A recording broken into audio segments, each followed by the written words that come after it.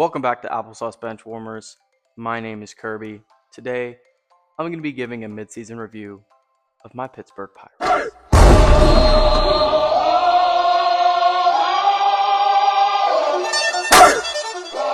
Here comes the, y'all don't really want it like that. Yeah. Here comes the, no. Here comes the, oh. Here comes the, y'all don't really want it like that. I'm going to start this discussion with a breakdown of some of the things that I'm going to be talking about in order. First of all, we're going to start with an overview of the whole season, the record, and where they are in the standings. And then I'm going to jump into the offense, and then I'll go to the pitching, and then I'll go to some of the highlights, lowlights of the season, and then I will do the rest of the season outlook. First off, let's start with that overview. The Pittsburgh Pirates currently stand at 50-47.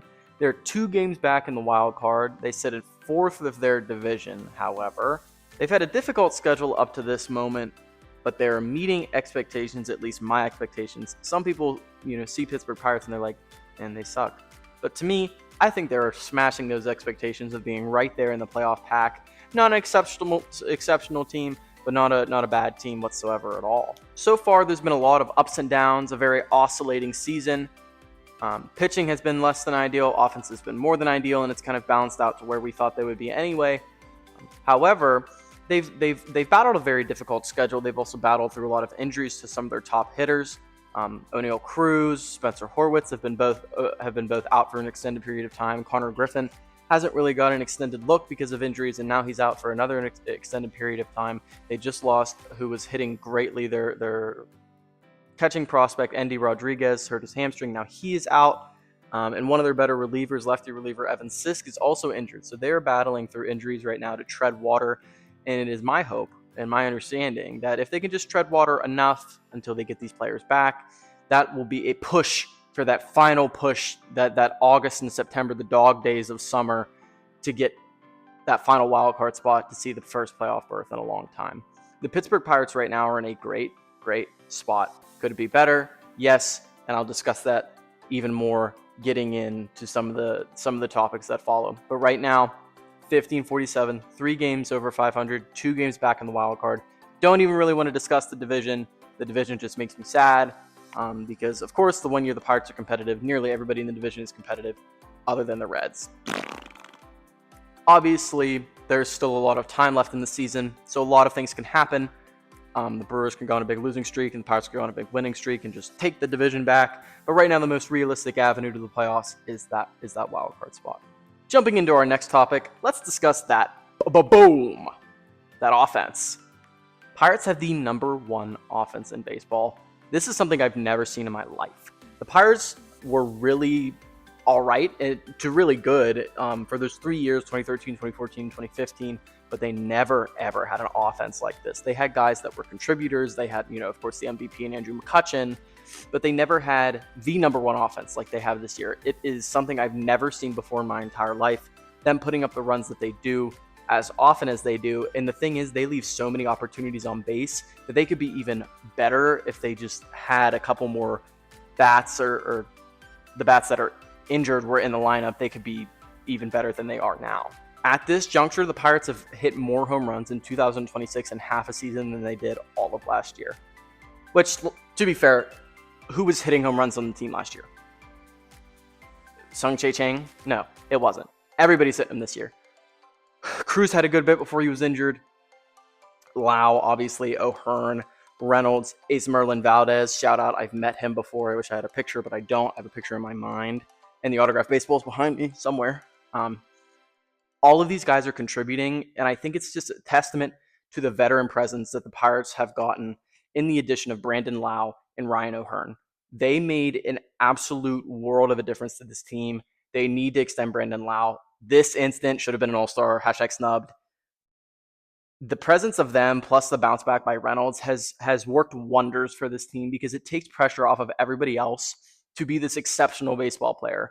You don't need your first-round picks in Nick Gonzalez and Henry Davis to be, the best players on the team anymore. All they need to do is contribute, and that's what at least Gonzalez has done, and Davis, as of late, I will discuss him That's what these guys have done. It's easier, so much easier for prospects to ease in to the team when they had these veterans around them that are good, that are capable, that are playing good baseball, because they don't have to come in and be the savior. They don't have to be the hero of the team, because we have guys that are veterans in this league that have been around, that know, how it works and how to change and how to adapt. And not only do they have that knowledge, they are good. They're really, really good. Like O'Hearn, Lau, and Reynolds are three players that I think are, top 30 in the NL. I think all of them could have been all-stars. I do think Lau deserved it the most.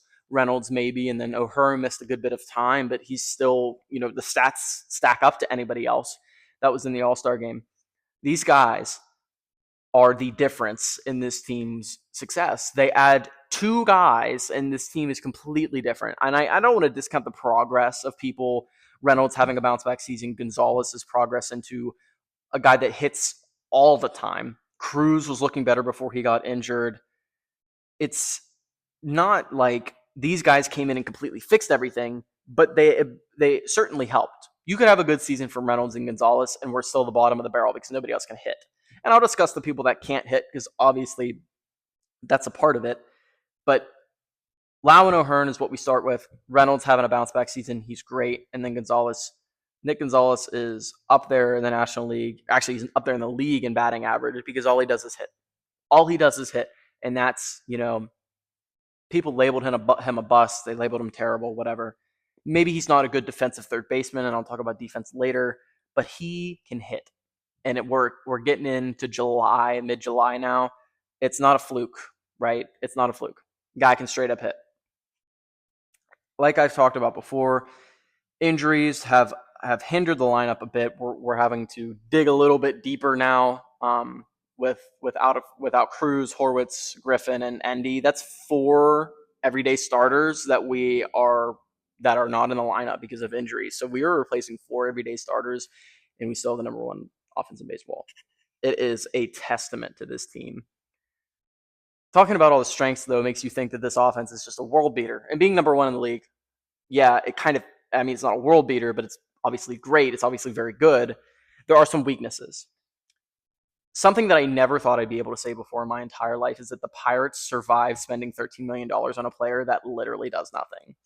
Marcell Ozuna, God bless his soul, is not very good at baseball anymore. He's actually very terrible at baseball, and it's sad to watch because I know he's a good baseball player, but he's old and he's just not getting around on the ball anymore. So it sucks to see, and they're probably gonna have to cut bait with him soon just because there's no use. He plays like once or twice a week. He's basically a lefty-only player. There's just not a lot of value there with him. But it's crazy to think that the Pirates could spend that kind of money on a player and still field one of the best offenses in baseball. That is crazy.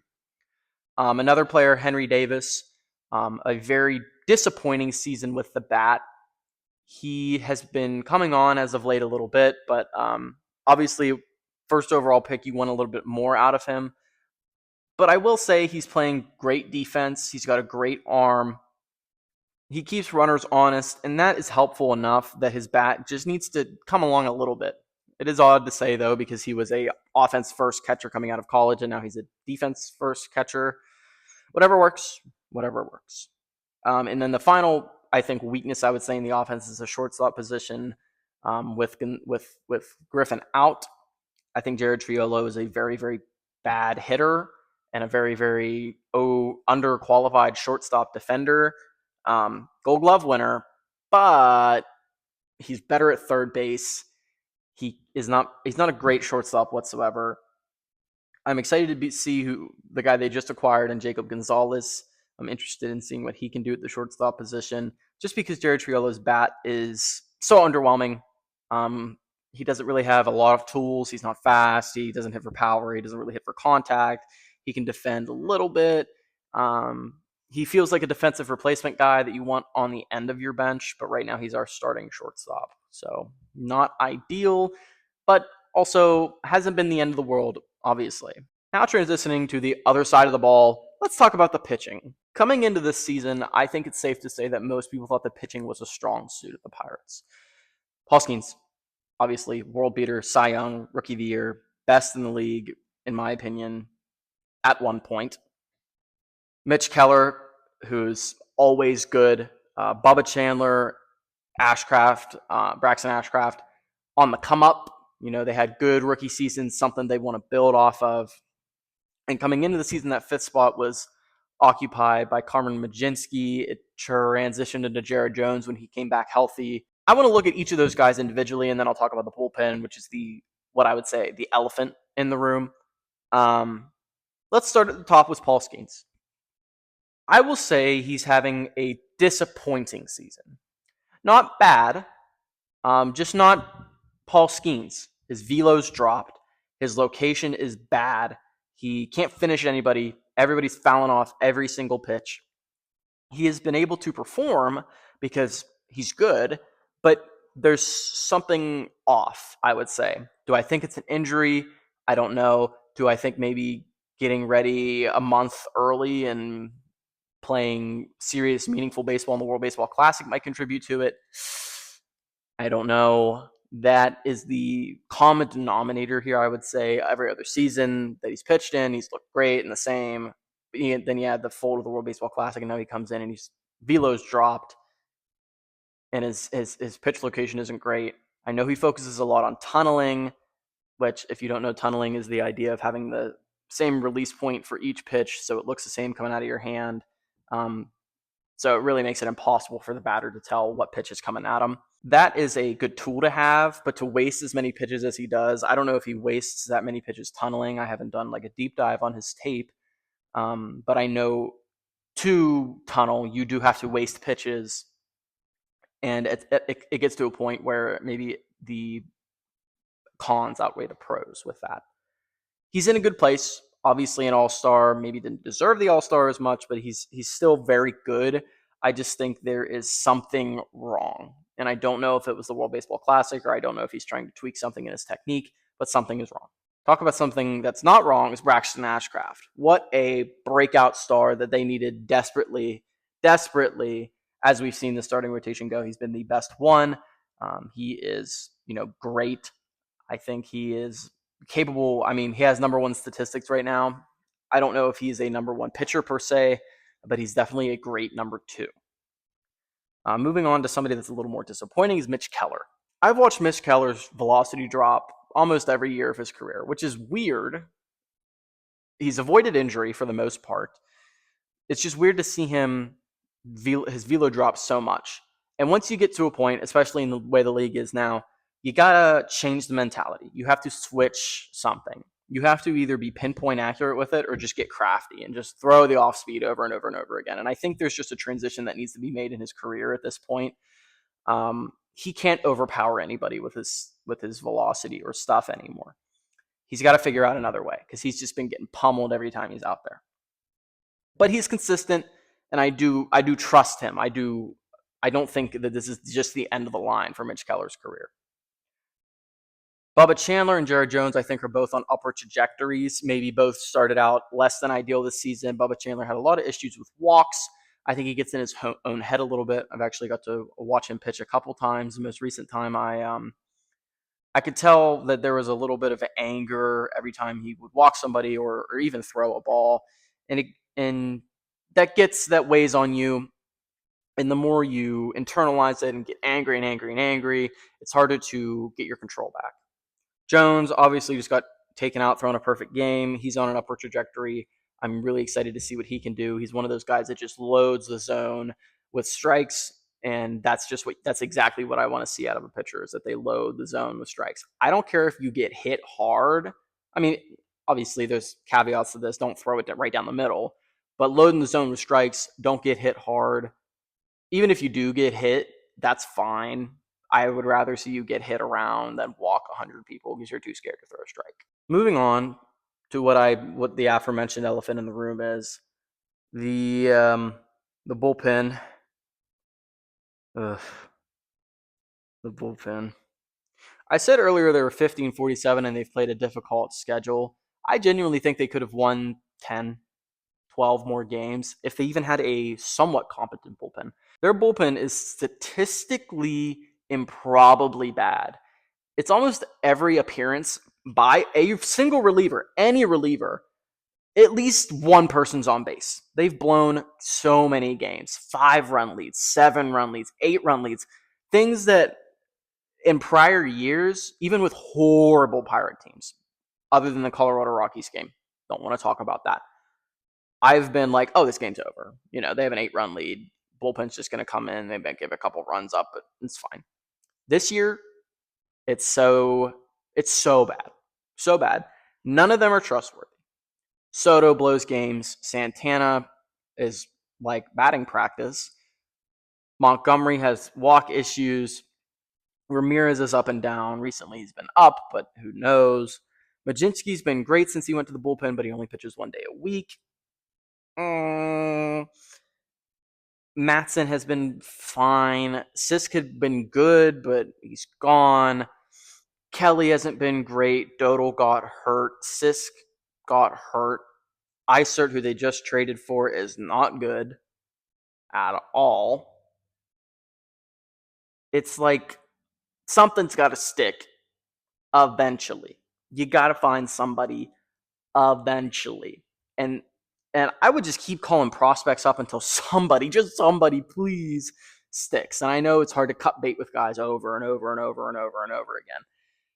But you can't be hemorrhaging these wins away just because the bullpen is so incompetent. You can't. You literally can't. If you want to be a contending team, they could be in first place right now. First place, I'm telling you, first place if they had a somewhat competent bullpen. And I'm not even going to blame the David Bednar trade as bad as it looks now. There was no reason for them to have Bednar. If they made a better trade, it would have looked fine. They had Santana. He was exceptional last season. This season, he's not. They need to make a trade, and I'll talk about that later. But overall, pitching has been decent. It's not been exceptional. Going into the season, people expected it to be pretty exceptional. It's been a little lackluster. What can I attribute that to? I don't know. And it doesn't matter because I don't really know anything. Let's talk about the highlights. Drive to left. That ball's deep. That ball's gone. Ball game. Reynolds walks it off. All right. I've mentioned some of these, but I'm just gonna, put the big golden star on them. That these are the highlights of this season so far. I'm gonna name 3 highlights and 3 logos. Okay.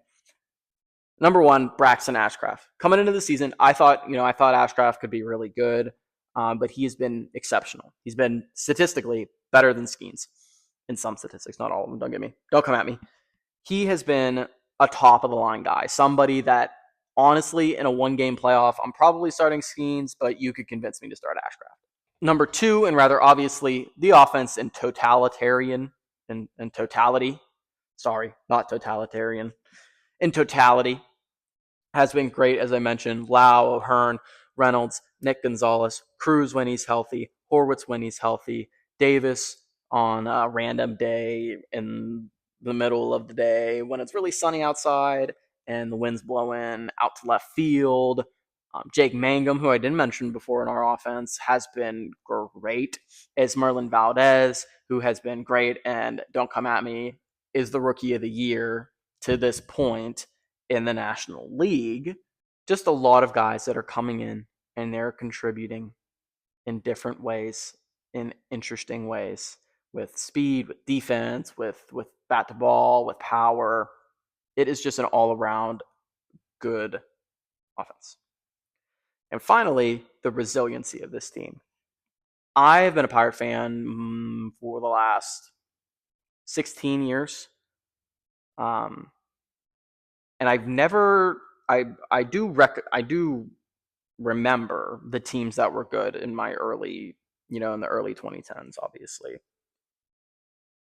This team since 2015 is the most resilient that I've seen in the last decade.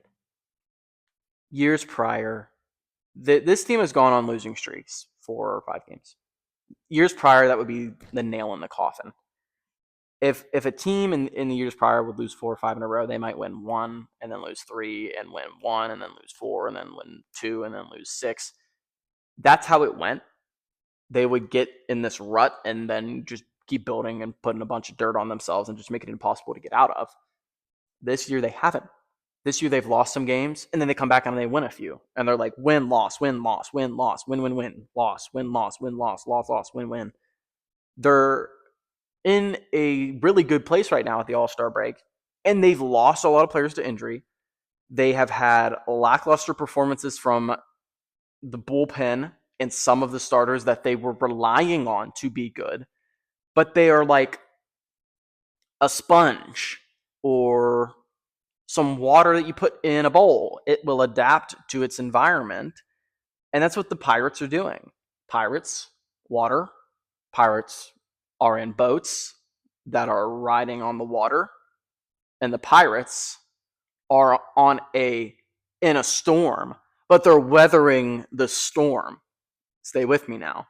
They're weathering the storm to get to the island with the buried treasure.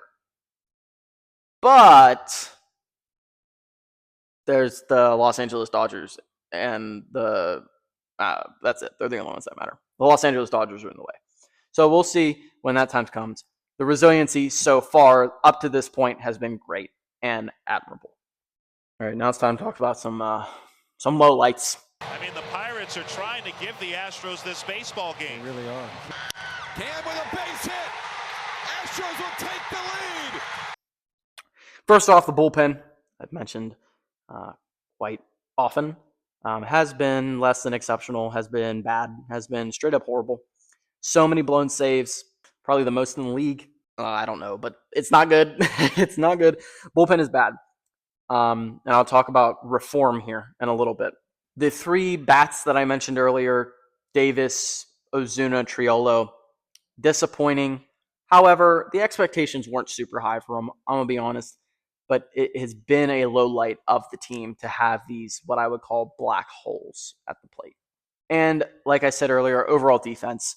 I'm not sure the defensive WAR statistic. I'll put it up here somewhere. We have some good defenders. Brian Reynolds has been actually exceptional in left field. He's made a lot of highlight plays. There have been a lot of boneheaded plays as well. Him and Cruz, lack of communication.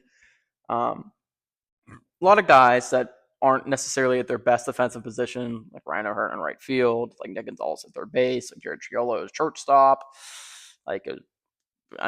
even O'Neal Cruz in center, probably not his best defensive position.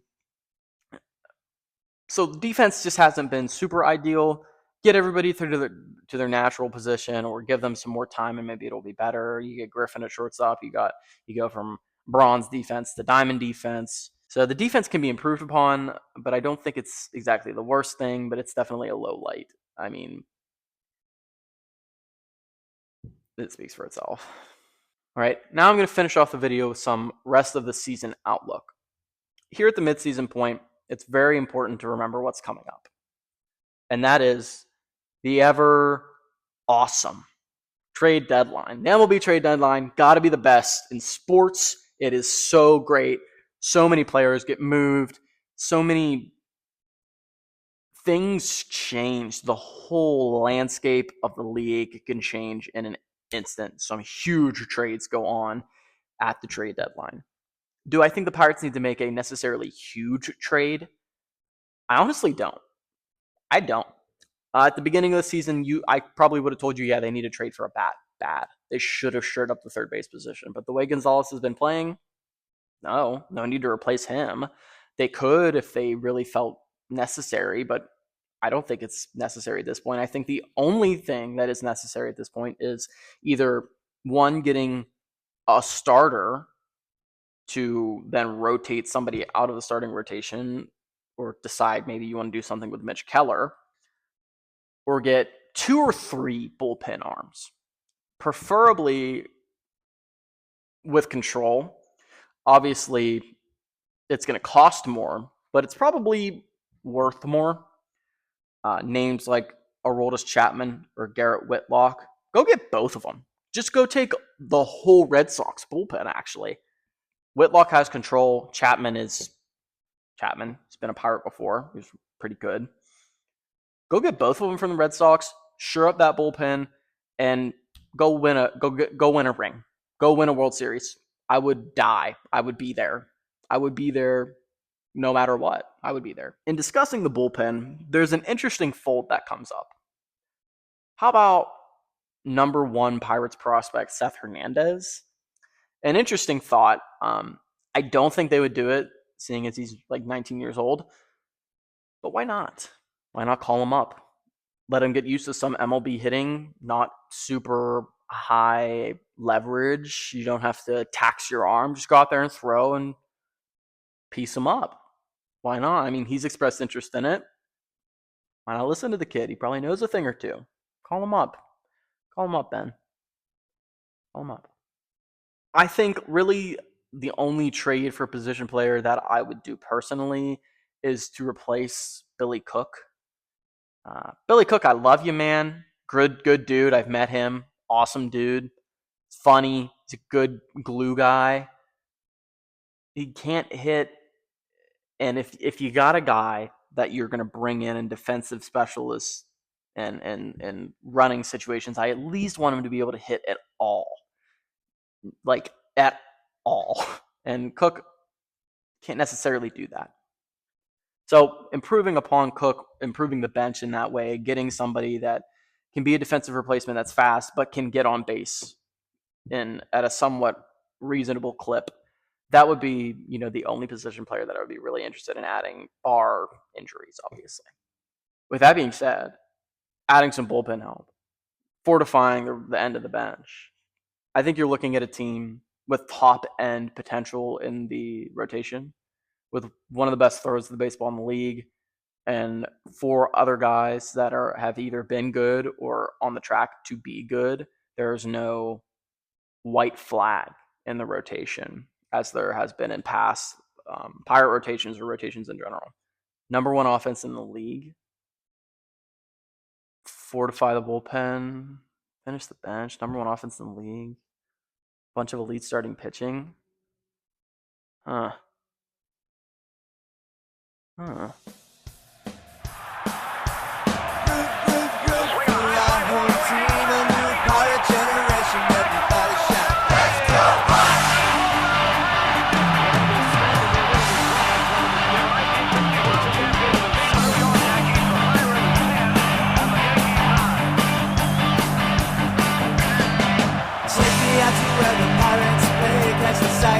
October. Root for our home team, a new pirate generation. Everybody shout, let's go, Pirates!